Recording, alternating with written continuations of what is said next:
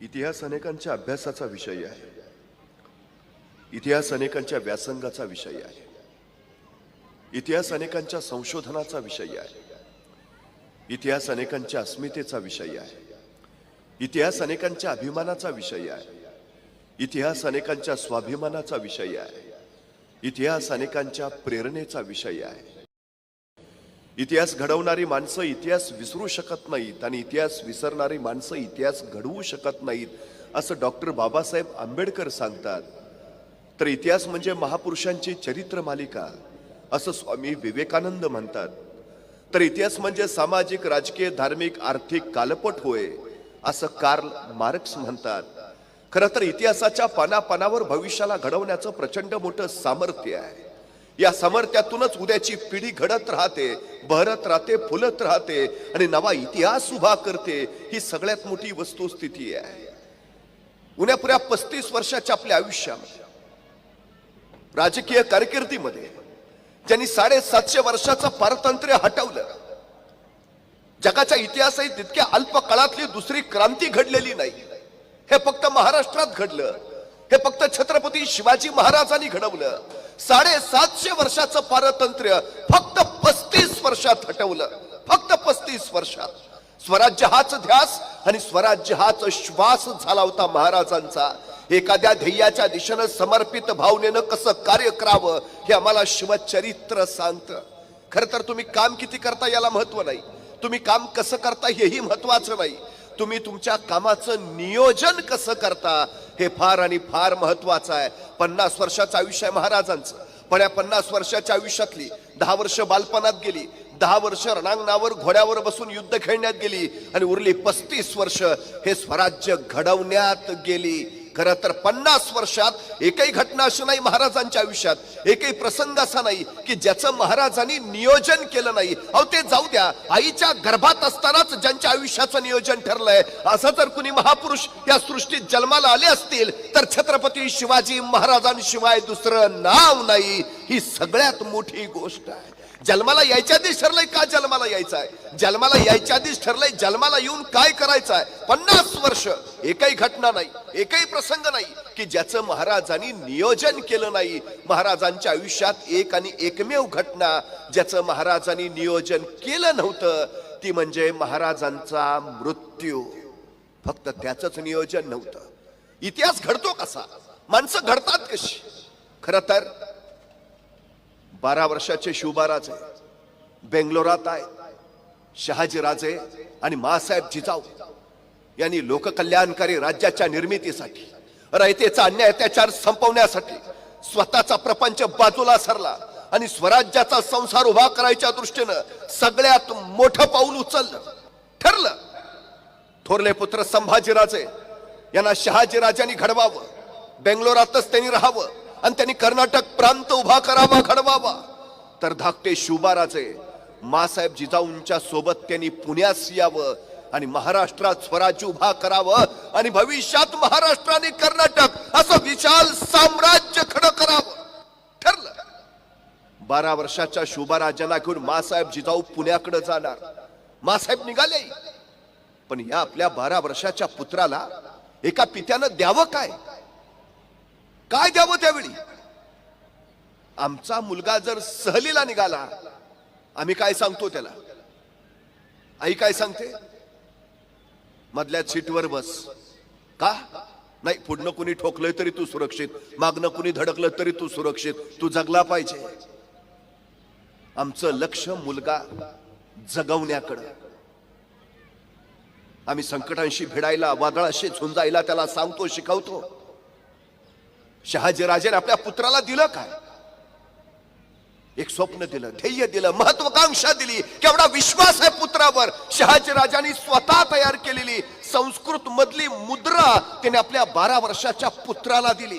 काय लिहिलं होतं मुद्रेत, प्रतिपच्छ चंद्रलेखे वर्धिष्णू विश्ववंदिता शहसुनो शिवसैषा मुद्रा भद्राय राजते.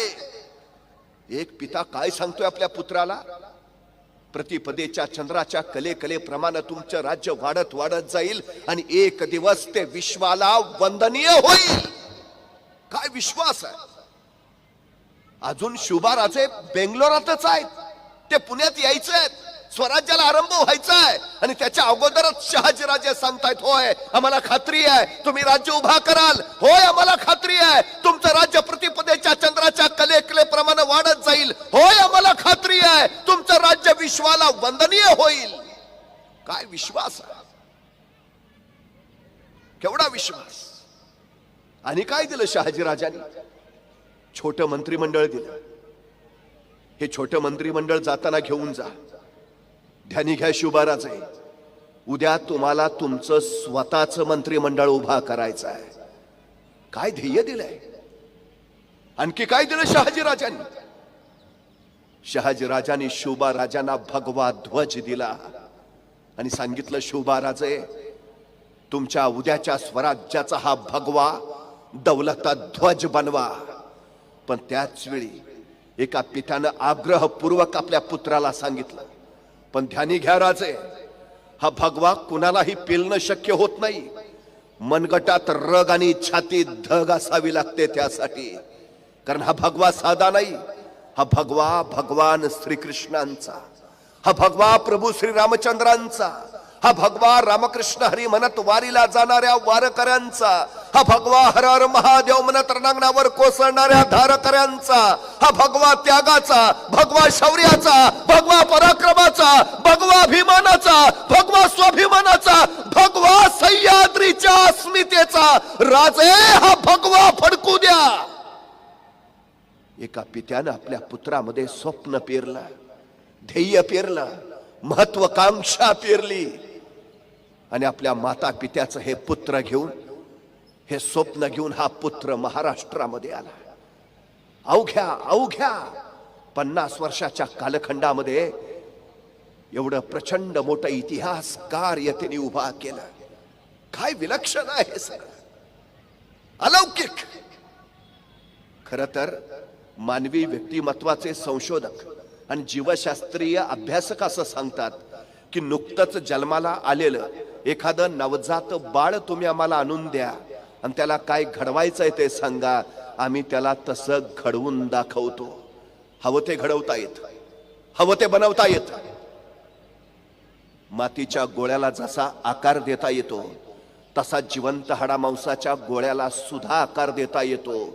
फक्त माती ओली असताना आकार देता आला पाहिजे आणि संस्कारक्षम वय असताना मूल घडवता आलं पाहिजे. संस्कार त्याच वयात व्हायला हवेत, मग हवा तसा व्यक्तिमत्वाला आकार देता येतो. शिवाजी महाराजांचं सार व्यक्तिमत्व हे शहाजीराजे आणि माँसाहेब जिजाऊ यांनी अत्यंत नियोजनपूर्वक घडवलंय. त्यांचा जन्म स्वराज्यासाठी, जगणं स्वराज्यासाठी, श्वास स्वराज्यासाठी आणि ध्यासही स्वराज्य. बस आमच्या मुलांनाही आम्हाला शिवचरित्र यासाठी सांगावं लागेल. सगळ्यात महत्वाचं आहे ते स्वराज्य उभा केला. पण मोगलांच्या विरोधात वैराची पहिली ठिणगी कुठं पडली माहितीये? पहिली ठिणगी मार्च 1657 औरंगजेबानं आदिलशाहीचा बिदरचा किल्ला जिंकला. औरंगजेबानं कल्याणीचा किल्लाही जिंकला. आणि त्याच वेळी औरंगजेब विजापुरात गुंतला हे महाराजांच्या लक्षात आलं आणि महाराजांनी मार्च 1657 मोगलांचं सगळ्यात प्रबळ लष्करी ठाण, सगळ्यात बलाढ्य लष्करी ठाण असलेल्या जुन्नरवर छापा मारला आणि महाराजांनी जुन्नर जिंकलं. मोगलांचं ठाण उद्ध्वस्त केलं, अमाप धन संपत्ती मिळवली. मोगलांच्या ठाण्यावर हल्ला करायची हिकमत आतापर्यंत कुणी केली नव्हती, ती 1657 शिवाजी महाराजांनी केली. स्वराज्याला आरंभ झालाय 1646 म्हणजे फक्त 11 वर्षाचं स्वराज्य आहे. आणि महाराज धाडस केवढा प्रचंड करतायत. मोगलांच्या जुन्नरच्या ठाण्यावर हल्ला, जुन्नर मध्ये प्रचंड धन संपत्ती महाराजांनी घेतली. हे साधं नाही. महाराजांचं सैन्य किती आहे त्यावेळी माहितीये? फक्त 20,000 आणि औरंगजेबाचं 9 लाख. महाराजांचा उत्पन्न किती आहे त्यावेळी माहितीये? गिनती सुद्धा करता येणार नाही एवढं कमी. महाराजांचं राज्य किती विस्तारलंय त्यावेळी? अर्धा जिल्हा. आणि औरंगजेब हिंदुस्थान. अफगाणिस्तान, बांगलादेश या साऱ्याचा स्वामी सगळ्यात शिवाजी महाराजांचं सगळ्यात मोठं धाडस आहे. सगळ्यात मोठं धाडस काय पेरलं असेल जिजाऊनी त्यांच्यात? भीती नावाचा शब्द त्यांच्या शब्दकोशात होता नाही. नुकतंच स्वराज्य उभा राहत आहे आणि एवढं बलाढ्य धाडस, जुन्नरवर हल्ला, मोगलांच्या बलाढ्य लष्करावर हल्ला. भीती हा शब्द महाराजांच्या कोशातनं मासाहेबांनी केव्हाच काढून टाकला होता. यश आणि आपण यांच्यामध्ये फक्त भीती उभा असते. ही भीतीची भिंत ढासळली की मग यश समोर येते. आमची अडचण काय माहिती आहे? आम्ही आमच्या पोरांना भीतीच्या मर्यादा घालतो, भीतीच्या बंधनात अडकवतो. सगळ्यात मोठी आमची अडचण आहे. आमची पोरं घाबरतात, भीतात, धाडसच करत नाहीत. अलीकडच्या आमच्या पिढीचं सगळ्यात मोठं दुर्दैव आहे हे आहे. हा सगळ्यात महत्वाचा विषय. 12 वर्षाचे शिवराजे पुण्यात आले. मासाहेबांनी अडवलं नाही. उन्हातानात, वाऱ्या वादळ्यात जा, अजिबात नाही. रानावनात, डोंगर दऱ्यात झेपावत राहा. आमची अडचण झाली. आमचा मुलगा आईला विचारतो, आई सायकल शिकू का? नको, पडशील. पोहायला जाऊ का? नको, बुडशील. खेळायला जाऊ का? नको, धडपडशील. मग करू काय? टीव्ही बघ. प्रश्न आहे, घडणार कशी मुलं? मुळात जन्मजात आमच्यात धाडस आहेच, असतच, प्रत्येकात असतं ते. पण तुम्ही कधी बघितलंय घरात मुलगा छोटा असतो, रांगत असतो, आई काम करत असते आणि आईचं लक्ष नाही तर मुलगा बघतो आणि रांगत रांगत मुलगा अंधाऱ्या खोलीकडे जायला पाहतो. अचानक आईचं लक्ष जातं, ती त्याला दटावते, ए नको जाऊ, अंधारात बाऊ असतो. ते तानं बाळ फक्त तिथूनच आईकडे बघतं, जरा थबकतं. आई कामाला लागली की परत त्या अंधारात जायला सुरुवात करतं. धाडस जन्मजात आहेच त्याच्यात. ते अजिबात भीती बाळगत नाही. ते सरळ अंधाराकडे झेपावतं. आईच्या परत लक्षात येतं. आई परत म्हणते, ए सांगितलं नको जाऊ, अंधारात बाऊ असतो. ते परत थांबतं, आईकडे बघतं. आई कामाला लागली की परत त्या अंधाऱ्या खोलीकडे झेपावतं. काही क्षण आईच्या लक्षात येत, आई धावत धावत येते आणि तो ऐकत नाही म्हणल्यावर सरळ त्याला उचलते आणि सांगते, सांगितलं ना भाऊ आहे, अंधारात जाऊ नकोस. त्या लहान मुलाच्या डोक्यात पक्क बसतं, अंधारात बाऊ असतो. ते इतकं पक्क बसतं की पुढं 2 पोरांचा बाप झाला तरी पट्टे अंधारात जात नाही. ही भीती कुठून आली? बाहेरून नाही, ही आतून आली. आम्ही पेरलं, त्याच्यात घातलं नाही, भाऊ असतो. आमच्या पैकी कुणीतरी आतापर्यंत कधी भाऊ बघितलाय का? तरी पण प्रत्येक आई पोराला अजून सांगते, नको जाऊ, भाऊ. कशी पोरं आमची धाडसी घडतील? कसं होईल? एक गोष्ट कायम लक्षात ठेवा, तुम्हाला मर्यादा बाहेरून नाहीत घातल्या जात, बंधनं बाहेरून नाहीत घातली जात. ही आतून आतून बंधनं, आतून मर्यादा असतात. छोट्या हत्तीचं पिलू, माहूत त्याला लहानपणी साखळदंडाने बांधून ठेवतो. ते पिलू जीवघेणी धडपड करतं, सगळी ताकद लावतं, साखळदंड तोडायचा प्रयत्न करतं, धडपड करून दमतं, थकतं, त्याला कळून चुकतं, साखळदंड तोडता येणार नाही, आपल्याला सुटका मिळणार नाही, इथून आपण निसटूच शकत नाही. काही दिवसांनी ते हत्तीचं पिलू तो साखळदंड तोडायचा प्रयत्न सोडून देतं. ते पक्क मनात बिंबवून घेतं, आपण सुटू शकत नाही, निसटू शकत नाही, साखळदंड तोडायची ताकद आपल्यात नाही. तेच हत्तीचं पिलू प्रचंड मोठं होतं, बलाढ्य होतं, धिप्पाड होतं, अफाट ताकदीचं होतं. आता त्या मोठ्या हत्तीला माहूत कधीच साखळदंडाने बांधून ठेवत नाही. त्याच्या पायापाशी साखळी फक्त मोकळीच असते, कधीच माहूत बांधत नाही. पण मोठा झालेला हत्ती अफाट ताकद असून सुद्धा कधीच तिथून निसटून जायचा प्रयत्न करत नाही, अजिबात नाही. कुणीतरी माहूताला विचारतं, अहो एवढा मोठा अजस्त्र हत्ती तुम्ही त्याला बांधून ठेवत नाही? माहूत म्हणतो, त्याला मी बांधायची गरज नाही, त्यानं स्वतःलाच बांधून घेतलंय. त्याच्या पक्क डोक्यात आहे, आपण साखळदंड तोडू शकत नाही. आपल्यात क्षमता आहे, आपल्यात धाडस आहे, आपल्यात सामर्थ्य आहे, पण आम्ही बांधून घेतलं स्वतःला. नाही आमच्यात हे, आम्ही करू शकत नाही. मासाहेबांनी शिवाजी महाराजांच्या या सगळ्या क्षमता विकसित केल्या. करू शकता, करा, उभा करा म्हणून शहाजीराजे सांगतायत. अजून स्वराज्याला सुरुवात व्हायची आणि सांगतात खात्री आहे तुम्ही राज्य उभा करालच. आमच्या पोरांमध्ये हा विश्वास आम्हाला निर्माण करता यायला हवा. तेव्हा पोरं घडतील. छत्रपती शिवाजी महाराजांच्या चरित्रातल्या शौर्याच्या पराक्रमाच्या गाथा बघितल्या की आमच्या अंगावर थरार येतो, रोमांच होतात, शौर्याने आमचेही बहुपुलकित होतात. पण ते शौर्य आम्हालाही गाजवता येऊ शकतं. आमच्या धमन्यांमध्ये सुद्धा तेवढं सामर्थ्य आहे. हे आम्हाला त्या घटनेतनं छत्रपती शिवाजी महाराज वारंवार सांगतात. आम्ही किती पराक्रम गाजवतो. सगळ्यात महत्वाची गोष्ट आहे ना ती ही आहे, सगळ्यात महत्वाची. आम्हाला आमच्या पोरांना प्रेरणा देता आली पाहिजे, प्रोत्साहन देता आलं पाहिजे, जे मासाहेबांनी केलं. एक गोष्ट कायम लक्षात ठेवा, सुरुवात तर करा, यश आपोआप येतं.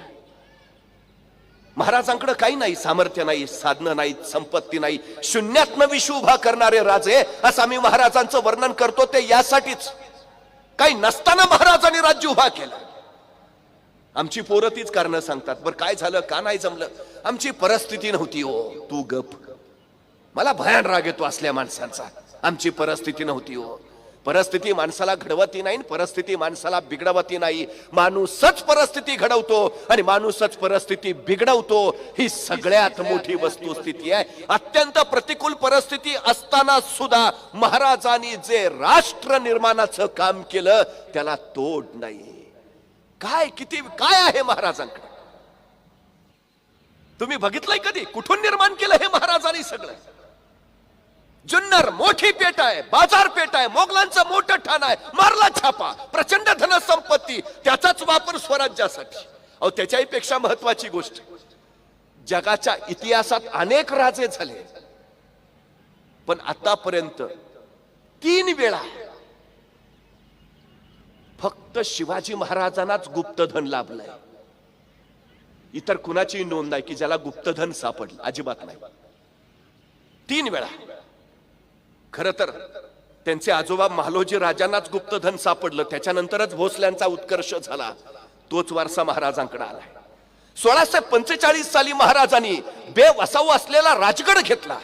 1646 साली भेद करून सैन्य पाठवून युक्तीनं त्यांनी तोरणा जिंकला. त्याच तोरण्याच्या बिनीच्या दरवाजाच्या मागे कोठी दरवाजा आहे.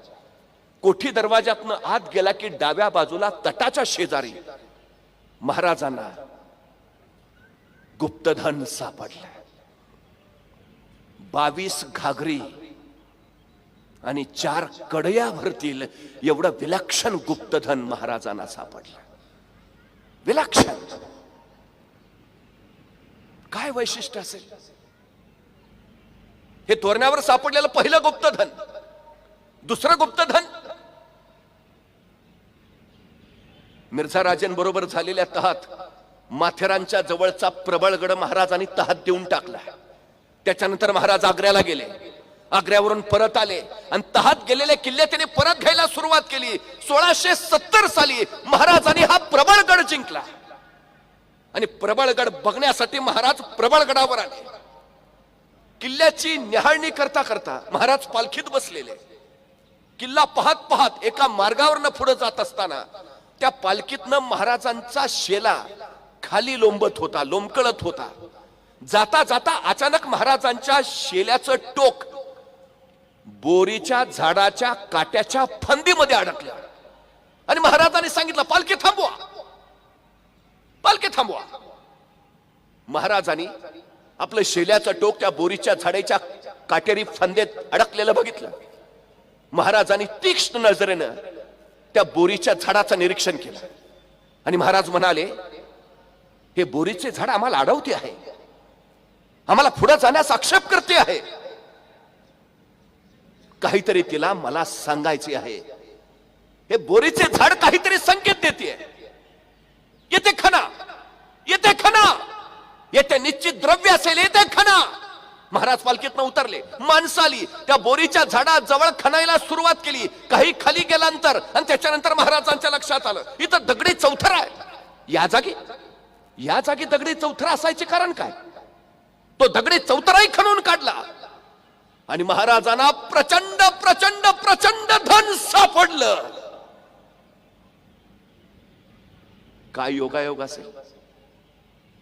महाराजांच्या शेल्याचं टोक बोरीच्या झाडाच्या काट्याच्या फांद्यात अडकतं आणि महाराज सांगतायत त्या बोरीच्या झाडाला मला काहीतरी सांगायचं आहे. महाराजांना प्रश्न पडतो इथं चौथरा कसा? महाराज खणतात आणि विपुल विपुल द्रव्य सापडतात. ही महाराजांच्या आयुष्यात गुप्तधन मिळायची दुसरी वेळ. आणि तिसरी वेळ कोयनेच्या धरणाच्या माग वासोट्याचा किल्ला आहे आमच्या साताऱ्याच्या जिल्ह्यात. व्याघ्रगड म्हणतात त्याला.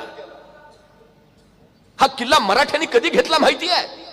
महाराज सिद्धीच्या वेड्यात अडकलेत. पुण्यात शाहिस्ता खान आलाय. राजे इथं नाहीतच, पण राजे नाहीत म्हणून मावळ्यांचा कारभार थांबलेला नाही, स्वराज्याचं कार्य थांबलेलं नाही. राजे नसताना सुद्धा मावळे झुंजतायत आणि राजे नसतानाच मावळ्यांनी हा वासोट्याचा किल्ला जिंकला, ताब्यात घेतला.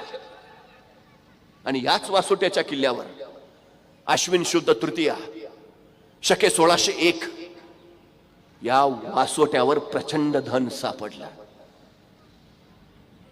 तारखेप्रमाणे दिवस होता 27 सप्टेंबर 1679.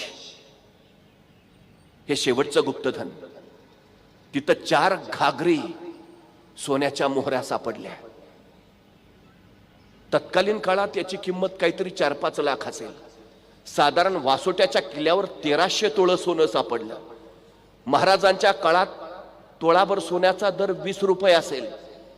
म्हणजे आजची किंमत जर काढली ते धन सापडल्याचं तर ती किंमत होते 6.5 कोटी रुपये.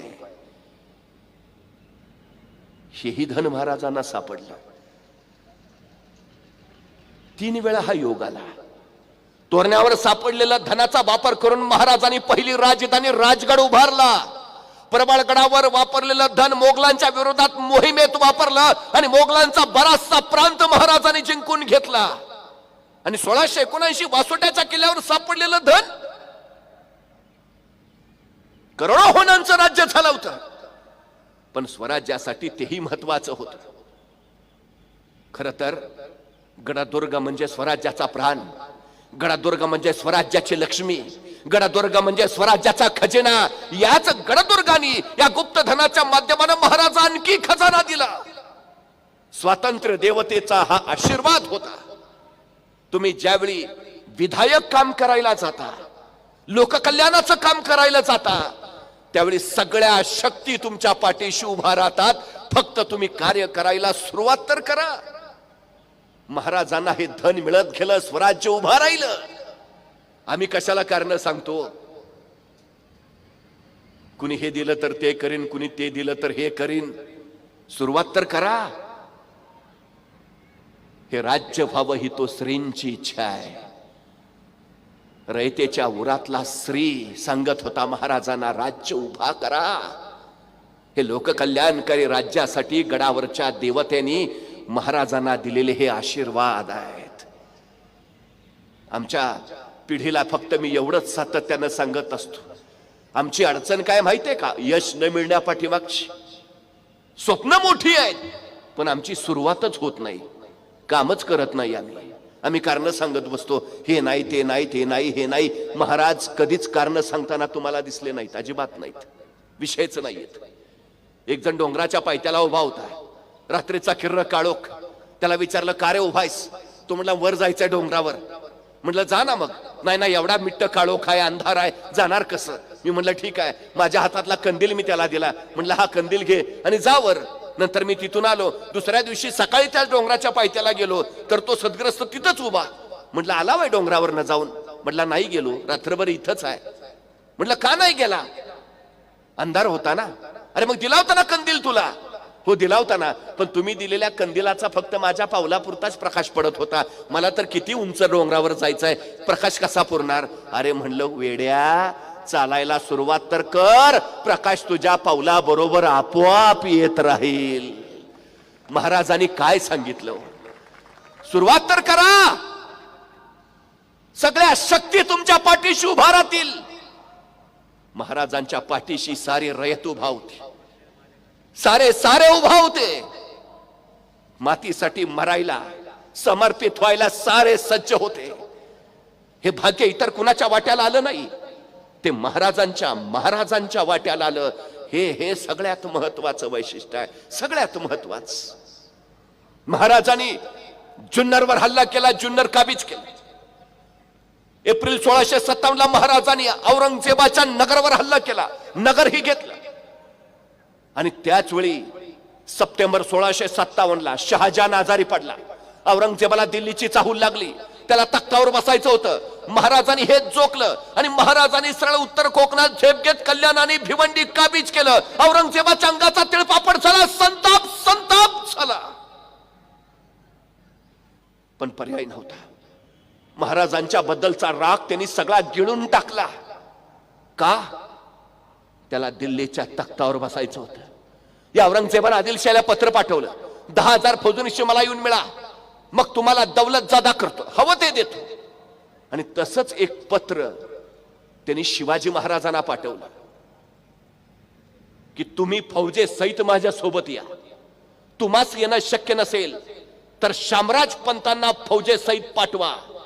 तुमच्या वडिलांनी उभ्या हयातीत बघितली नसेल एवढी दौलत मी तुम्हाला देईन जर मला तख्त मिळालं तर. महाराजांनी ते पत्र वाचलं आणि महाराजांनी त्या हदियाला उत्तर दिलं, तुझ्या औरंगजेबाला जाऊन सांग तुर्काला सहाय्य नाही, अजिबात नाही. शामराज पंताला फौजे सहित काय पाठवतो, शामराज पंताच्या बटकीचा केसही त्याला मिळणार नाही. एवढंच नव्हे, महाराजांनी जो अहदी आला होता, जो निरोप घेऊन आला होता, जो खलिता घेऊन आला होता, त्याला सांगितलं धक्के मारून बाहेर काढा. आणि औरंगजेबानं दिलेलं फरमान महाराजांनी कुत्र्याच्या शेपटीला बांधायला लावलं आणि सांगितलं या कुत्र्याची गावभर धिंड काढा. ह्या सगळं औरंगजेबाला कळालं. कोण धाडस आहे महाराजांचं, अजून स्वराज्य उभा करायचं आहे, सैन्य थोडंसं आहे, सामर्थ्य कमी आहे. हा ना राजा थेट औरंगजेबाला टक्कर घेतोय, नव्हे त्याला सांगतोय तुझ्या फरमानाला मी गाढवाच्या नव्हे कुत्र्याच्या शेपटीला बांधून गावभर फिरवतो. अजिबात किंमत दिली नाही. काय विलक्षण धाडस असेल. औरंगजेबाने परत जे उत्तर दिलंय ना महाराजांच्या या कृतीवर, औरंगजेब लिहितो पहिल्यांदा दिल्लीचा प्रश्न मिटवतो आणि दिल्ली जिंकल्यावर पहिलं माझं ध्येय असेल ते दख्खन, शिवाजी महाराजांचं स्वराज्य. जुन्नर लुटल्यापासून मोगलांचा आणि महाराजांचा उभा दावा चालू झाला. पण धाडस आहे ना, हे विलक्षण धाडस महाराजांचं, ते फार महत्वाचं आहे. हे धाडस असायला हवं. तेव्हा मोठी मोठी संकट सुद्धा पालापाचोळ्यासारखी तुमच्या माझ्या समोरनं निघून जातात. भीत बसला तर मात्र सगळ्यात मोठी अडचण होऊन जाते. आमच्या पोरांना हे सांगा, धाडसी बना, मोठ्या संकटांची भिडायची सवय लावा. हे सगळ्यात महत्वाचं. सगळ्यात क्षमता आपल्यात असतातच, हो आहेतच. पण आता अडचण काय झाली माहितीये आमची, आमचं सैन्य सगळं व्हॉट्सअपवरचं सैन्य झालंय. फेसबुकच्या ट्विटरच्या भिंतीवरनं फक्त गोळे सोडायचे. प्रत्यक्षात काय, परवा एका मुलाला सहज विचारलं, म्हणलं 100 मीटर अंतर पळशील का? तो 2 मिनिटं माझ्याकडेच बघत बसला. म्हटलं काय झालं? अरे 100 मीटर अंतर पळशील का? त्यांनी मला पहिला प्रश्न विचारला, 100 मीटर म्हणजे किती? माझ्या लक्षात आलं काय ते. मी त्याला म्हटलं काय खेळबिळ खेळतोस का नाही? तो मला सगळे खेळ खेळतो, क्रिकेट खेळतो, फुटबॉल खेळतो, व्हॉलीबॉल खेळतो, बॅडमिंटन खेळतो. म्हटलं एवढे सगळे खेळ खेळतो, मग दिवसभर मैदानावरच असतोस का काय? तो म्हणला मैदानावर नाही, मोबाईलवर खेळतो. म्हणलं मग बरोबर आहे, तुला 100 मीटर अंतर कळणारच नाही. मग त्याला सांगितलं इथून तिथपर्यंतच अंतर आहे ना, त्याला 100 मीटर म्हणायचं, पळशील का? तो म्हणला करतो प्रयत्न. अरे म्हटलं 100 मीटर तर पळायचं आहे, तुला काय 5 किलोमीटर सांगतोय का? नाही तेच ना, पण करतो ना प्रयत्न. बरं म्हटलं मला सांग, हे 100 मीटर अंतर पाळायला तुला किती वेळ लागेल? तो 5 मिनिटं अंतरच बघत बसला. म्हटलं सांग ना किती वेळ लागेल? तो म्हणला 5 मिनिटं तर लागतील. अरे 100 मीटर पळायचंय फक्त, 5 मिनिटं काय? नाही 5 मिनिटं लागतील.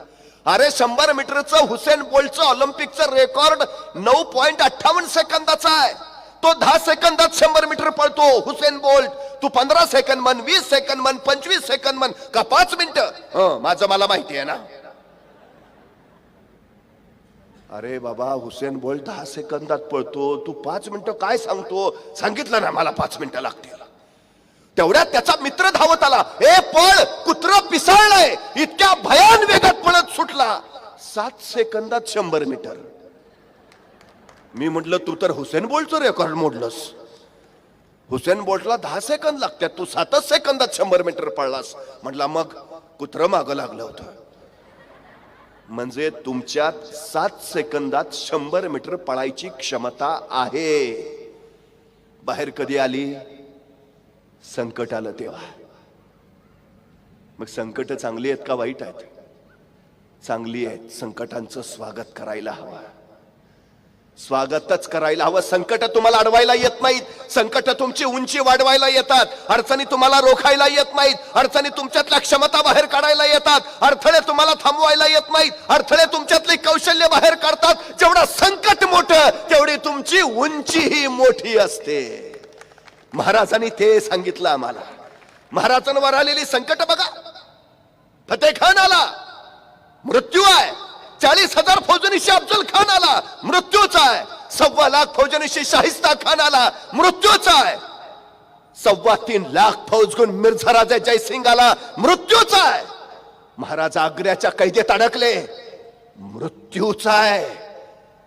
पण या सगळ्या विलक्षण संकटात महाराज कुठेही विचलित झालेले दिसत नाहीत, गोंधळलेले दिसत नाहीत. अजिबात नाही, अजिबात. काय हो, अफजल खान 40,000 फौजनीशी येतो, महाराजांची फौज 7,500. मग महाराज काय त्यावेळी असं म्हटले का? नाही, त्यांची 40,000 आहे, आपली 7,500च आहे. डिपॉझिट पण राहणार नाही, कशाला अर्ज भरा. सोडून दिला महाराजांनी प्रयोग. अफजल खानाबरोबर लढायलाच नको म्हणाले. काय केलं महाराजांनी? पर्याय निर्माण केला. पर्याय निर्माण केला. त्याचे 40,000, आपले 7.5. आपले वाढवता येतात का? नाही. होती नव्हती तेवढी सगळी गोळा करून आणल्यात. ह्याच्यापेक्षा आपलं सैन्य वाढूच शकत नाही, तानाजींनी स्पष्ट सांगितलं. मग आपलं सैन्यच वाढवू शकत नाही. आता महाराज म्हणले ठीक आहे, आपलं सैन्य वाढवता येत नाही ना, ठीक आहे, खानाचं कमी करा. काय पर्याय काढला? खानाचं कमी करा. आपलं वाढवता येत नाही, ठीक आहे, खानाचं कमी करा. परमेश्वर ज्यावेळी एक दार बंद करतो त्यावेळी तो आपल्यासाठी इतर 10 दारं उघडी करून ठेवत असतो. शोध घ्यायला सांगा फक्त.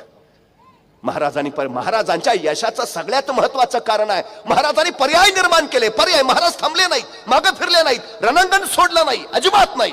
नाही वाढवता येत ना, ठीक आहे, त्यांचं कमी करा. मी नेहमी एक गोष्ट सांगतो. एक राजा होता, त्या राजाच्या समोर 2 कैदी आणले. राजाने आरोप ऐकले आणि सजा सुनावली, मरेपर्यंत फाशी.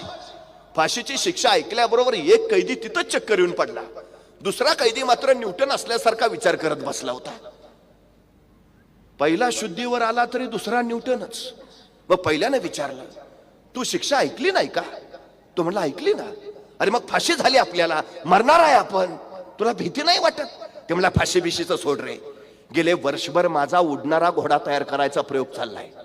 प्रयोग अंतिम टप्प्यात आहे. आता काही दिवसात माझा घोडा आकाशात उडेलच. पण नेमकी फाशीची शिक्षा झाली, ते फाशीचं काही नाही रे, पण आता माझ्या प्रयोगाचं काय होणार त्याची मला काळजी लागली. त्या पहिल्या कैद्याला काय कळेना. म्हटला, उडणारा घोडा, घोडा कधी उडतो का? तेच सांगतोय ना, प्रयोग अंतिम टप्प्यात आहे. काही दिवसात माझा घोडा आकाशात उडेलच. त्यांची चर्चा राजाने ऐकली. राजा म्हणला, काय काय काय म्हणला? उडणारा घोडा डोक्यावर पडलाय का? घोडा कधी उडतो का? तसा तो कैदी म्हटला, महाराज, मरणारा माणूस खोटं नाही बोलत. अहो, फाशी दिली मला, कशाला खोटं सांगेन? गेले वर्षभर माझा प्रयोग चाललाय, प्रयोग अंतिम टप्प्यात आहे. आता काही दिवसात माझा घोडा आकाशात उडेलच, पण तुम्ही नेमकी मला ही फाशीची शिक्षा दिली. महाराज, माझ्या घोड्याचं बाजूला ठेवा, मला 1 वर्ष द्या. ह्या 1 वर्षात मी तुमच्या घोड्याला आकाशात उडायला शिकवू शकतो. आता राजाला प्रश्न पडला. म्हटलं, असं तसंही मरणारच आहे, पण जर दिलंच ह्याला 1 वर्ष आणि लागलाच आपला घोडा आकाशात उडायला, तर ह्या जगात आपण एकमेव राजे ज्याच्याकडे उडणारा घोडा आहे. राजा मला, ठीक आहे, चल, दिलं दिलं दिलं दिलं, तुला 1 वर्ष दिलं. त्याला 1 वर्ष मिळालं, पण ते पहिल्या कायद्याला काही कळेना. त्यानं परत त्याला विचारलं, घोडा खरंच उडतो? तसा तो कैदी म्हटला, घोडा उडतो होईल का? अरे मग राजाला खोटं का सांगितलंस? हे बघ, तू तुझं आजचं मरण फक्त उद्यावर ढकलतोय. तसा तो कैदी म्हणला, हे बघ, मी माझ्या जगण्याचे पर्याय तयार करतोय. मतलब ह्या एका वर्षात काही घडू शकतं. म्हणजे अरे ह्या एका वर्षात मला फाशी देणारा राजाच मरू शकतो, आणि तो नाही मेला तर माझा नैसर्गिक मृत्यू होऊ शकतो. आणि तो पण नाही मेला तर ज्या राजाच्या घोड्याला आकाशात उडायला शिकवायचाय तो घोडा मरू शकतो. आणि तो पण नाही मेला तर घोडा खरंच उडू शकतो. अरे काही घडेल ना. वर्ष आहे माझ्याकडं. मी तार कशाला मानू? मी आता माघार कशाला घेऊ? मी आता परत कशाला फिरू? मी लढत राहीन. जोपर्यंत मी जिंकत नाही तोपर्यंत मी झुंजत राहीन. काय केलं हो महाराजांनी? जोपर्यंत जिंकत नाही तोपर्यंत झुंजत राहीन. सातत्य ही सगळ्यात महत्वाची गोष्ट आहे. तुमच्याकडे सामर्थ्य असू द्या नसू द्या, तुमच्याकडे फक्त सातत्य हवं. पर्याय निर्माण करता यायला हवेत. महाराजांनी ते केलं. झेपावत राहा ध्येयाच्या दिशेनं. झेपावता येत नसेल उड्या मारत जा. उड्या मारता येत नाही पळत जा. पळता येत नाही चालत जा. चालता येत नाही रांगत जा. रांगता येत नाही घसरत जा. घसरता येत नाही घरंगळत जा. घरंगळता येत नाही सरपटत जा. पण जा. जोपर्यंत जिंकत नाहीस तोपर्यंत पुढे जात राहा. पुढे यश स्वागताला उभा असत. काय सांगितलं महाराजांनी आम्हाला? काय कारण नाही दिली महाराजांनी? झेपावत राहिले, फक्त झेपावत राहिले. झेपावत राहिले फक्त. बलाढ्य शत्रू पराभूत करत पुढे झेपावत राहिले. हे सगळ्यात महत्वाचं. अहो, मुंगी बघितली? मुंगी केवढीशी, तिचं डोकं केवढंच, डोक्यातला मेंदू केवढासा. तरी पण त्या मुंगीला बरोबर कळतं कुठल्या गावातल्या कितव्या आळीतल्या कितव्या घरातल्या कितव्या खोलीतल्या कितव्या कपाटावरच्या कितव्या फळीवर किती नंबरचा साखरेचा डबा आहे. सांगावं लागत नाही, रस्ता दाखवावा लागत नाही. मुंगी कणभरच असते. मनभर साखर फस्त करते. मराठे सुद्धा कणभरच होते, पण मनभर मोगल उद्ध्वस्त केले ते या निश्चयाच्या आणि निर्धाराच्या बळावर. जे मिळवायचं आहे ना त्याचा फक्त निश्चय करा, निर्धार करा, बस. काही अडचण नाही. कुणीतरी एका तत्वज्ञाला विचारलं, हे जग कधी संपेल? तो तत्वज्ञ म्हणाला, ज्या दिवशी एखादी मुंगी एकाच जागी बसून आराम करताना दिसेल त्या दिवशी समजून जा जगाचा अंतकाळ जवळ आलाय. मला फक्त निवांत बसलेली मुंगी दाखवा, ती तुम्हाला चुकून दिसणार नाही. 4 महिन्याच्या पावसाळ्याच्या बेगमीसाठी ती 8 महिने अविरत कष्ट करत असते. अविरत. सातत्य हे महाराजांच्या यशाचं सगळ्यात महत्वाचं कारण आहे. सगळ्यात महत्वाचं. 35 वर्षात का 750 वर्षाचं पारतंत्र्य हटवलं नाही? आराम, विश्रांती, निवांत नाहीच. जोपर्यंत ध्येय गाठत नाही तोपर्यंत बसायचं नाही, अजिबात नाही. हे महाराजांच्या यशाचं कारण आहे. खरं तर महाराजांच्या राणी सरकार काशीबाई आजारी होत्या, मृत्यूशय्येवर होत्या. त्यावेळी मासाहेब जिजाऊनी त्यांना विचारलं, काशीबाई साहेब, तुमची काही शेवटची इच्छा असेल तर सांगा. आणि काशीबाई साहेब म्हणाल्या, आमची शेवटची इच्छा एकच. मरण्यापूर्वी आमची शेवटची इच्छा एकच. मरण्यापूर्वी फक्त एकदा राजांचे पाय नजरेस पडावेत. काशीबाई राणी सरकारांची शेवटची इच्छा काय? मरण्यापूर्वी फक्त एकदा राजांचे पाय नजरेस पडावेत. कारण ह्याच्या आधी ते कधी नजरेस पडले होते? राजांबरोबर लग्न लागलं तेव्हा. लग्नात काशीबाई राणी सरकारांनी महाराजांचे पाय बघितलेले. या राजांनी स्वतःचा संसार नाही केला, स्वराज्याचा प्रपंच उभा केला. आम्ही जे आज ताट मानेनं ताट कण्यानं जगतोय ना, ते फक्त आणि फक्त छत्रपती शिवाजी महाराजांमुळे. या अभिमानाचं जगणं त्यांच्यामुळे आमच्या वाट्याला आलं. ही वस्तुस्थिती आहे. हे समर्पण आहे, हे झोकून देणं आहे, हे विलक्षण आहे. खरं तर ॲबे करे नावाचा एक फ्रेंच प्रवासी महाराजांच्या रोह्याच्या कार्यालयात गेला. त्याला राजापूरच्या बंदरात जायचं होतं. आता दर्यावर महाराजांनी बेपना हुकूमत निर्माण केलेली. मराठ्यांचं आरमार दर्यात फिरत होतं. पूर्वी पोर्तुगीजांचा परवाना घ्यावा लागायचा आम्हाला, महाराजांनी सांगितलं नाही, राज्य आमचं, भूमी आमची, दर्या सुद्धा आमचाच असेल. आता कुणी आलं तर त्याला महाराजांचा परवाना घ्यावा लागायचा. हा ॲबेकरे रोह्याच्या कार्यालयात पोहोचला, त्याला राजापूरच्या बंदरात जायचा परवाना हवा होता. पण इंग्रज किती जिज्ञासू बघा, का शोध लावले त्यांनी, का ते पुढारले सुधारले. त्यांच्यात सगळ्यात एक मोठा गुण आहे, जिज्ञासा. जो गुण छत्रपती शिवाजी महाराजांच्यात आम्हाला दिसतो, विलक्षण विलक्षण गुण आहे हा. आमची अलीकडची अडचण अशी झाली की 150 वर्ष इंग्रजांनी आमच्यावर राज्य केलं. त्यांना इथं मालक म्हणून राहायचं होतं आणि इथल्या लोकांना गुलाम बनवायचं होतं. म्हणून मॅकॅलॉनं शिक्षण पद्धतीच अशी बनवली की आमची पोरं गुलामच राहिली. आमच्यातली जिज्ञासा संपली, विषयच नाही राहिला तो. हो, ॲबेकरे महाराजांच्या कार्यालयात गेला आणि सतत प्रश्न विचारतोय, सतत. आमची पोरं किती प्रश्न विचारतात. प्रश्न विचारलं तर उत्तर मिळेल, उत्तर मिळालं तर पराक्रम घडेल. जिज्ञासा हा गुणच नाही आमच्यात, ही आमची सगळ्यात मोठी अडचण आहे. मी फिजिक्सचा प्राध्यापक आहे, भौतिकशास्त्र शिकवतो. मला कधी कधी प्रश्न पडतो की काय त्याच्यात Newton's law, Einstein's formula, Edison's rule. मला कधी कधी प्रश्न पडतो, न्यूटन्स फॉर्म्युलाच का, पाटील्स फॉर्म्युला का नाही, एडिसन रूल्स का, पाटेज रूल का नाही, देशमुख लॉ का नाही, आम्ही का नाही शोध लावत. आम्हाला प्रश्न म्हणजे मला कधी कधी बरं झालं ते सफरचंदाच्या झाडाखाली न्यूटनच बसला होता. किमान त्याला प्रश्न तरी पडला, सफरचंद खालीच का पडलं, आणि त्याच्यावरनं मग गुरुत्वाकर्षणाचा शोध लागला. असं समजावर जरा आपल्यातला कुणीतरी सफरचंदाच्या झाडाखाली बसला असेल, काय प्रश्न पडला असता त्याला. त्याला पहिला प्रश्न पडला असता, सफरचंद खाली पडल्यावर बरं झालं मी असतानाच पडलं. दुसरा प्रश्न, बरं झालं आणि कुणी नाही हिथं ते. आणि तरी एखाद्याला प्रश्न पडलाच असता की सफरचंद खालीच का पडतं, आणि त्यानं त्याच्या वडिलांना विचारलं, बाबा सफरचंद खालीच का पडतं. त्याचा बाबा म्हणेल, खा ना बाबा मुकाट, का डोक्याला ताप देतो, काय व्याप कमी आहेत का.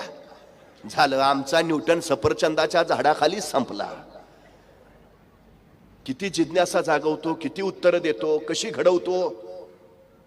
पुण्यात आल्यावर शोभाराजांना पहिला प्रश्न पडला, इथली रयत का अन्याय सोचते, या रयतेवर का अन्याय होत आहे, हे राज्य या रयतेचं, ही भूमी या रयतेची, मग ही विपन्न अवस्था का, मासाहेब असं का. आणि मासाहेबांनी उत्तर दिलं, ज्यांनी यांची काळजी करावी ते स्वतःच्या काळजीत आहेत राजे. शाह्यांच्या तख्तांना मुजरे झाडायचे आणि स्वतःची वतनं सांभाळायची, यातच ते मशगूल आहेत. रयतेवर लक्ष द्यायला वेळ कुठं आहे. रयत फक्त लुटणं एवढंच इथं चाललंय. आणि त्यावेळी शोभाराजांनी प्रश्न विचारला, मा साहेब मग यांचं रक्षण करणारं कुणीच नाही. आता तरी नाही राजे. पूर्वी एक राजा होता, आजही माझ्या झोपडीतली मायमाऊली सांगते, इडापिडा जाऊ दे आणि बळीचं राज्य येऊ दे. तो बळीराजा होता शोभाराजे, पण तो गेला आणि शेतकऱ्याच्या माथ्यावरचं छत्रच हरवलं. आणि ताडकन उठले शोभाराजे, मा साहेब मग मी होईन तो बळीराजा, मी निर्माण करीन शेतकऱ्यांचं राज्य. हे स्वराज्य शेतकऱ्यांनी निर्माण केलेलं राज्य आहे, शेतकऱ्यांचं राज्य. हे जिज्ञासेतनं तयार झालं. आमच्या पोरांना ही जिज्ञासा पडू द्या, त्याला प्रश्न पडू द्या, त्याला उत्तर शोधू द्या, मग मग मग घडेल तो. हा ॲबेकरे किती जिज्ञासू आहे. रोह्याच्या कार्यालयातल्या महाराजांच्या अधिकाऱ्याला तो प्रश्न विचारतोय, तुमच्या महाराजांचं सामर्थ्य कमी, तुमच्या महाराजांचं बळ कमी, तुमच्या महाराजांचं सैन्य कमी, पण तरीही प्रत्येक लढाईत तुमचे महाराज यशस्वी होत आहेत, प्रत्येक लढाईत यशस्वी होत आहेत. तुमच्या महाराजांच्या या यशाचं कारण काय. आणि रोह्याच्या कार्यालयातला महाराजांचा अधिकारी सांगतोय, आमच्या महाराजांच्या यशाचं कारण अभ्यास, विलक्षण अभ्यास. आमच्या महाराजांना सगळ्या क्षेत्राप्रांताचा अभ्यास आहे. धर्मशास्त्र, अर्थशास्त्र, नीतिशास्त्र, समाजशास्त्र, राज्यशास्त्र, साऱ्या खोलवर अभ्यास आहे. महाराजांना नुसता इतिहासाचाच नव्हे तर इथल्या भूगोलाचाही अभ्यास आहे. प्रांत, क्षेत्र, नदी, नाले, दऱ्या, खोऱ्या, शहर, खेडी, गाव, वाड्या, वस्त्या, या साऱ्याचा अभ्यास आहे महाराजांचा. या अभ्यासाच्या बळावरच महाराज यशस्वी होतात. महाराजांच्या यशाचं काय कारण दिलं? अभ्यास. आमची पोरं अपयशी का होतात माहितीये? विना अभ्यास. परवा आमच्या गावातली 4 पोरं एकत्र आली, म्हणले आता काही नोकरी तर नाही, काहीतरी उद्योग व्यवसाय सुरू केला पाहिजे. चौघांनी विचार केला, कुठला उद्योग करूया, कुठला व्यवसाय करूया. बरीच चर्चा केल्यानंतर एक जण म्हटला, आपलं गाव जरा आत आहे, गावचं स्टँड गावच्या बाहेर आहे, माणसं एसटीतनं उतरतात आणि 2 किलोमीटर चालून मग गावात येतात. त्यांच्या या अडचणीवर मात करायला पाहिजे. आपण एक काम करू शकतो, आपण रिक्षा घेऊया, रिक्षाचा व्यवसाय उत्तम चालेल, माणसांची सोय होईल, आपलाही व्यवसाय चालेल. मग चौघांनी पैसे काढले, चौघांनी पैसे काढून एक रिक्षा विकत घेतली, रिक्षा बस स्टँडवर लावली आणि चौघातली 3 रिक्षात मागं बसले, 4था पुढं बसला. एसटी आली, प्रवासी उतरले, रिक्षा बघितल्यावर रिक्षा जवळ गेले, वाकून बघितलं, मागं 3, 4था पुढं. म्हणले फुललाय रिक्षा, माणसं चालत गावाकडं. 3 महिने झालं हेच चाललंय, ह्यांचा व्यवसायच होईना. 3 महिन्यानंतर परत चौघं एकत्र आले, म्हणले रिक्षाच्या व्यवसायात काही ताकद नाही, आपण दुसरा व्यवसाय करूया. म्हणले कुठला करायचा? परत चर्चा केली, असं लक्षात आलं. एक जण म्हटला, आपल्या गावात गाड्या भरपूर आल्यात, पण एखादी गाडी पंक्चर झाली तर आपल्या गावात पंक्चर काढायचं दुकान नाही, आपण पंक्चर टाकायचं दुकान टाकू. चौघांनी परत पैसे काढले, एक पंक्चर काढायचं दुकान टाकलं. पण पंक्चर काढायचं दुकान टाकूनही 3 महिने झाले तरी ह्यांच्या दुकानात एकही पंक्चर काढाय गाडी आली नाही. का? ह्यांनी पंक्चर काढायचं दुकान 4थ्या मजल्यावर टाकलं होतं. काय करताय, कुठं करताय, कसं करताय, कधी करताय, या प्रश्नांची उत्तरं मिळवणं याचा अर्थ अभ्यास करणं. महाराजांचा हा अभ्यास आहे, म्हणून महाराज यशस्वी होत आहेत. म्हणून अबेकरने दुसरा प्रश्न विचारला रोह्याच्या कार्यालयातल्या त्या अधिकाऱ्याला, तुमचे महाराज एवढं सगळं जिंकत निघाले, तुमच्या महाराजांचं ध्येय काय आहे, तुमच्या महाराजांचं स्वप्न काय आहे, तुमच्या महाराजांची महत्वाकांक्षा काय आहे? आणि रोह्याच्या कार्यालयात तो अधिकारी सांगतोय, आमच्या महाराजांचं स्वप्न, आमच्या महाराजांचं ध्येय, आमच्या महाराजांची महत्वाकांक्षा सिंधू नदीपासून बंगालच्या उपसागरापर्यंत, अहद तंजावर पासून तहद पेशावर पर्यंत अखंड साम्राज्य उभं करायचं आणि या साम्राज्यावर भगवा डौलानं फडकावत ठेवायचा, हे माझ्या राजांचं ध्येय आहे. काय विलक्षण महत्वाकांक्षा, काय सांगतायत? सिंधू नदीपासून बंगालच्या उपसागरापर्यंत, अहद तंजावर पासून तहद पेशावर पर्यंत अखंड साम्राज्य उभं करायचं आणि या साम्राज्यावर भगवा डौलानं फडकावत ठेवायचं, हे महाराजांचं ध्येय आहे. म्हणजे हे ध्येय फक्त महाराजांचं नाही, तर रोह्याच्या कार्यालयातल्या महाराजांच्या शेवटच्या अधिकाऱ्याचं सुद्धा ते ध्येय झालंय. एकाच ध्येयानं सारे झपाटले जातात तेव्हा इतिहास घडतो. आमच्या पोरांची ध्येय काय आहेत, काय ध्येय ठेवलीत? एखाद्याला मी विचारतो, बरं काय ठरवलंय, काय व्हायचंय? तो बघूया काय होतंय का, नाहीतर पप्पा म्हणलेत माझ्या जागेवर चिटकवतो. चिकट. काय ध्येय आहेत आमची, काय विलक्षण ध्येय आहे बघा. शाहिस्ता खान पुण्यात आलाय 9 मे 1660 आणि या शाहिस्ता खानानं स्वराज्य जोखलं. त्याच्या लक्षात आलं उत्तर कोकणात स्वराज्याचा विस्तार अधिक झालाय. शिवाजी महाराजांचं स्वराज्य मोडीत काढायचं असेल तर उत्तर कोकण पहिल्यांदा हाती घेतला पाहिजे. चौल, कल्याण, पनवेल, भिवंडी आणि नागोठाणे हे ताब्यात आलं पाहिजे. नुकताच परांडा जिंकून आलेला कारतलब खा, शाहिस्ता खानाने या कारतलब खानाला जबाबदारी दिली. उत्तर कोकण जिंकायची आणि कारतलब खान अफाट फौज घेऊन निघाला. अफाट संपत्ती, अफाट खजिना, तोफा, हत्ती, घोडे, उंट, प्रचंड सामर्थ्य. महाराजांना बातमी मिळाली, कारतलब खान अफाट फौजेनिशी उत्तर कोकण जिंकायला निघालाय. बहिर्जी नाईक आले, महाराजांनी माहिती घेतली कारतलब खान कधी निघतोय. बहिर्जींनी माहिती दिली. महाराजांनी विचारलं कारतलब खान कुठल्या मार्गे निघतोय? आणि बहिर्जी नाईक म्हणाले, पुण्यातून तो लोहगडाच्या बाजूला जाईल आणि तिथून कदाचित बोरघाटातनं खाली उतरेल. बोरघाट नाही, बहिर्जी, कारतलब खान उंबरखिंडीतनं उतरला पाहिजे. अफवा पसरवा. आपण पेन मध्ये सैन्याची जमवाजमाव करतोय हे कारतलब खानाला कळू द्या. कारतलब खानापर्यंत वार्ता पोहोचली, महाराज पेनवर सैन्याची जमवाजमाव करतायत. कारतलब खानानं आपला प्रवास बदलला. लोहगडावरनं बोरघाटाच्या मार्गे नाही, लोहगडावरनं मळवली मार्गे तसंच पुढे करवंड्याच्या गावात यायचं आणि आंबेनळीच्या घाटातनं मग खाली कोकणात उतरायचं. उंबरखिंडीतून मग दोन्ही बाजूला जाता येतं, कल्याण पनवेलकडे सुद्धा आणि नागोठाण्याकडे सुद्धा. उंबरखिंडीत जावंच लागतं. निसर्गानं आपलं अद्भुत अलौकिक सामर्थ्य या उंबरखिंडीला प्रदान केलंय. महाराजांचा भौगोलिक अभ्यास किती आहे बघा. बोरघाटा मार्गे नाही, कारतलब खान उंबरखिंडीतनं गेला पाहिजे. 15व्या शतकामध्ये अफनासी निकितन नावाचा रशियन प्रवासी भारतामध्ये आला होता. तो चौलवरनं निघाला आणि उंबरखिंडीतनच इथं 24 दिवसानंतर जुन्नरला आला. 15व्या शतकातला रशियन प्रवासी आहे जो जुन्नरला पोहोचलाय. इथं आल्यावर जुन्नरचा हाकीम असद खानानं त्याचा घोडाच काढून घेतला. ती सगळी घटना त्या अफनासी निकितननं वर्णन केली. जुन्नरचं फार मोठं वर्णन केलंय त्याने 15व्या शतकात. पण तो आला कुठून? उंबरखिंडीत. त्याच्यानंतर 2 शतकानंतर मुंबईतून फ्रायर नावाचा अधिकारी निघाला. इथं जुन्नरच्या सुभेदाराची बायको आजारी पडली होती, तिला औषध घेऊन आलाय तो. तोही उंबरखिंडीतनच जुन्नरला आला. म्हणजे कुरुंदवाड घाट, आंबेनळीचा घाट पूर्वीपासून कोकणात उतरण्याचा मार्ग होता. पण हा विलक्षण आहे. कुरवंडे गावच्या इथं नागफणी नावाचा सुळका आहे. तिथून आंबा नदी उगम पावते आणि त्या आंबा नदीच्या वाटेनच पुढं तो घाट पुढं पुढं जातो. खाली उतरला 1700 फूट की चावणी नावाचं गाव आहे. तिथून खोपोली पाली मार्गापासून 4 किलोमीटरात उंबरे नावाचं गाव आहे. हा 5-6 मैलाचा परिसर आहे. त्या उंबरेच्या थोडस अलीकडं ठाकूरवाडीची टेकडी आहे, विलक्षण उंच. तिथूनच आंबा नदी उजवीकडे वळण घेते.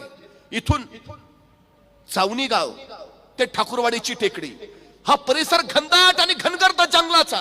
दोन्ही बाजूला उंच उंच अफाट टेकडी आहेत. कवी परमानंद या भागाचं वर्णन नलिका यंत्र असा करतो, म्हणजे बंदुकीच्या नळीसारखा तो भाग आहे. एकदा नागफणी सुळक्यापासून खाली घाटातनं उतरलं की थेट चावणीला, आणि चावणीपासून ठाकूरवाडीच्या टेकडीपर्यंत तो भाग तो विलक्षण, त्यालाच उंबरखिंड असं म्हणतात. अत्यंत अरुंद. महाराजांनी जमवाजमव चालू केली. कारतलब खानाचा प्रवास सुरू व्हायचा होता. तत्पूर्वीच महाराजांनी आपल्या सगळ्या सैन्याला बोलावलं. नेताजी पालकरांना सारं समजावून सांगितलं आणि कारतलब खान निघायच्या आधीच मराठ्यांचं सैन्य कुरवंडे घाटातनं खाली उतरलं आणि त्या उंबरखिंडी चोहो बाजूला विकरून विकरून थांबलं. पलीकडे ठाकूरवाडीच्या टेकडीवर स्वतः महाराज उभा राहिले आणि आंबेनळीच्या तोंडाशी नेताजी पालकर. कारतलब खान निघाला. तब्बल 20,000ची फौज, सोबत अमरसिंह, मित्रसेन, जाधवराव, जसवंतराव कोकाटे आणि सावित्रीबाई उदाराम देशमुख तथा पंडिता रायबागन हे सारे निघाले. बघता बघता लोहगडावरनं पुढे मळवलीच्या मार्गे करवंड गावात येऊन तिथून कारतलब खानाचं सैन्य त्या अरुंद वाटेनं खाली उतरलं. प्रचंड गाड्या, तोफे, हत्ती, उंट हे सगळं सामान पुढं पुढं पुढं पुढं निघालं. बघता बघता हे सगळं आंबेनळीचा भाग उतरून चावणीत कारतलब खानाचं सैन्य पोहोचलं. आणि कारतलब खान रायबागन साहेबांना म्हणाला, परमेश्वरानं इथं निसर्गाची कोण उधळण केली नाही. रायबागन म्हणाल्या, खरंच अलौकिक आहे, पण खान साहेब ही खामोशी फार काहीतरी वेगळं सांगतीये. तुम्ही एक ध्यानी घेतलं खान साहेब? आपण ज्या मार्गावर आलो त्याच मार्गावर लोहगड आहे, तो स्वराज्यात आहे. त्याच मार्गावर विसापूरचा किल्ला आहे, तोही शिवाजी महाराजांच्या अखत्यारीत आहे. पण त्या किल्ल्याच्या खालून आपलं सैन्य येत असताना त्या दोन्ही किल्ल्यावरून आपल्याला जराही प्रतिकार झालेला नाही. खान साहेब, कारतलब खान म्हणाला, आपल्या बलाढ्य फौजेशी मुकाबला करायची ताकद त्यांच्यात आहे कुठं? मधाच्या पोळ्यावर कोण दगड मारेल? मराठ्यांची काय छाती होईल?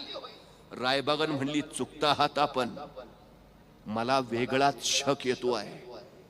लोहगड विसापुराच्या तिथून आपण येताना सुद्धा मराठ्यांनी अजिबात विरोध करू नये याच मला अंतर वाटतं. आता इथं आल्यावर ही खामोशी.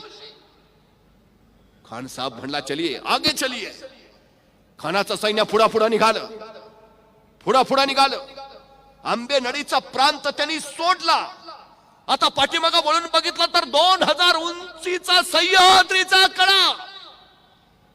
ती आंबेनळी सोडली जशी मोगलांनी, तोच तिथं नेताजी पालकरांनी जाऊन परतीची वाट बंद करून टाकली. बुच मारलं जणू त्या आंबेनळीला. आता पुढचं तोंड उघडत होतं ठाकूरवाडीच्या टेकडीवर. तिथं दस्तूर खुद्द छत्रपती शिवाजी महाराज उभा होते. उंबरखिंडीत दोन्ही बाजूनी मराठे आणि उरलेल्या दोन्ही बाजूला उंच टकल टेकड्या मागं घनदाट घनगरता जंगलामध्ये मराठे विखुरलेले. महाराजांनी लहान मोठ्या 30-40 तोफा नेलेल्या.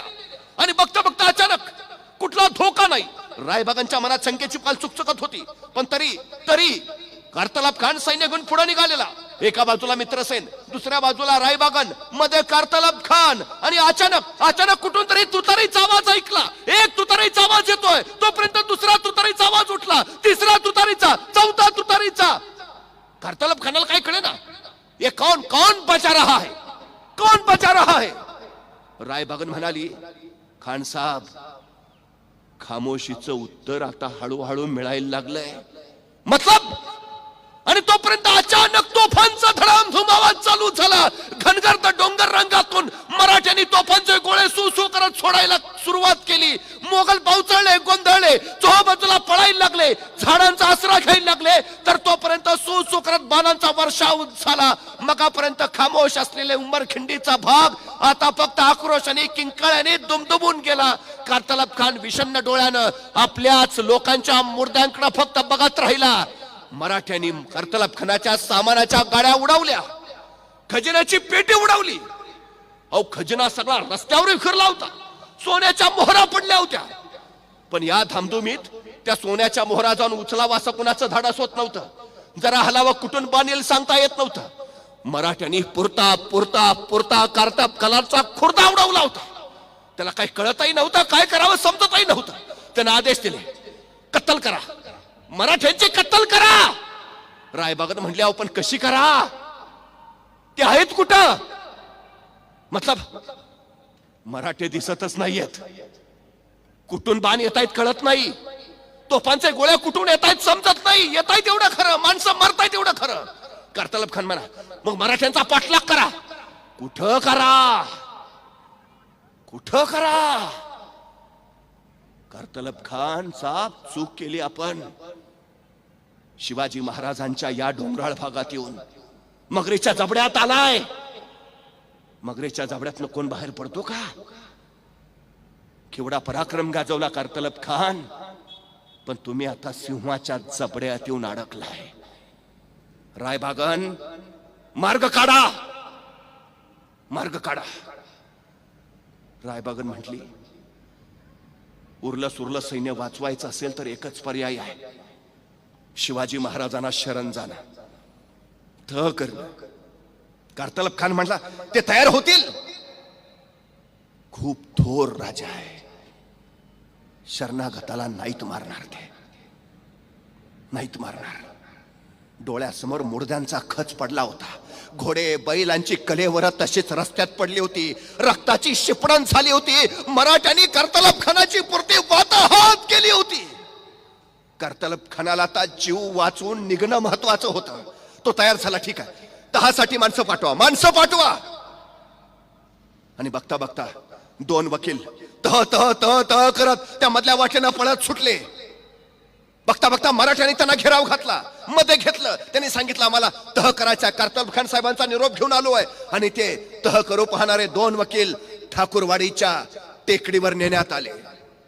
पांढऱ्या शुभ्र अश्वावर महाराज स्वार झालेले, शस्त्रधारी, उजव्या खांद्यावर धनुष्यबाण, डाव्या हातात ढाल, बाणांचा भाता पाठीवर, जाळीदार चिलकत छातीवर आणि मस्तकावर शिरस्त्राण. ते तेजस्वी महाराज कारतलाब खानाच्या वकिलानं पाहिले आणि 3 वेळा जमिनी पर्यंत लावून त्यांनी कुर्णिसात केला. महाराज, कारतलब खानांकडून आलोय, त्यांचा निरोप घेऊन आलोय. महाराज म्हणाले, बोला. कारतलब खान साहेब म्हणतात, तसा आमचा इकडं यायचा हेतू नव्हताच, पण शाहिस्ता खानाच्या आदेशामुळं आपल्या प्रदेशात यावं लागलं, याचं आम्हाला तीव्र दुःख आहे. पण महाराज, आपले पिताजी शहाजीराजे हे कारतलब खानांचे जुने दोस्त, आपण किमान या नात्याचा तरी विचार करावा आणि कारतलब खानांना जिवंत सोडावं. महाराज म्हटले, अशा अडचणीच्या वेळी बरी नाती आठवतात तुम्हाला, पण कारतलब खानाला सांगा, तुम्ही इकडं आलात म्हणून हा आम्हाला सगळा प्रकार करावा लागला. सैन्य आणावा लागलं, तोफा आणावा लागल्या, युद्ध छेडावं लागलं, आमचा अफाट खर्च झालाय. भरपूर खंड नेऊन देऊन तुम्हाला तो खर्च वसूल करावा लागेल, तरच आम्ही तुम्हाला